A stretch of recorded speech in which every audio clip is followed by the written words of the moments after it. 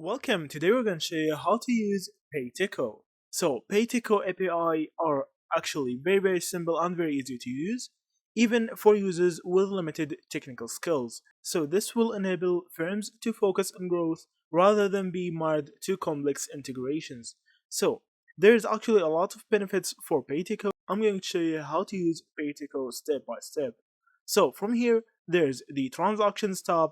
The first thing, you can actually see every transaction that happened. Also, from the payment settings, you can actually utilize every payment method or every limit that you want to do, or the synchronizations of the payments and when the payments will happen. You can actually do everything from the payment tab.